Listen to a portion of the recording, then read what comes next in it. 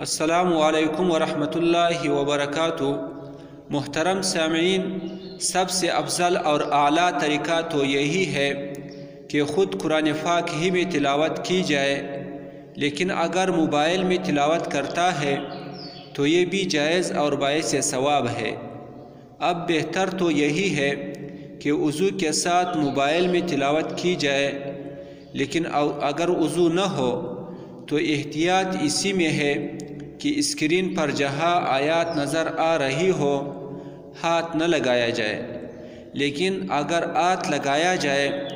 تو چونکہ دارالعلوم کراچی والوں کی رائے یہ ہے کہ موبائل میں قرآنی آیات کے جو نقوش ہمیں نظر آتے ہیں حقیقت میں وہ حروف و نقوش موجود نہیں ہوتے، بلکہ صرف شعاعیں اور برقی لہریں ہوتی ہے جو ہمیں نظر آتی ہے، لہٰذا یہ نقوش قرآنی آیات کے حکم میں نہیں،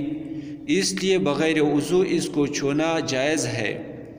خاص کر جب کہ اسکرین کا شیشہ بھی حائل ہو۔ البتہ ادب کا تقاضا وہی ہے جو ہم نے بیان کیا کہ بلا وضو اسکرین پر ہاتھ نہ لگائے۔ السلام علیکم ورحمۃ اللہ وبرکاتہ۔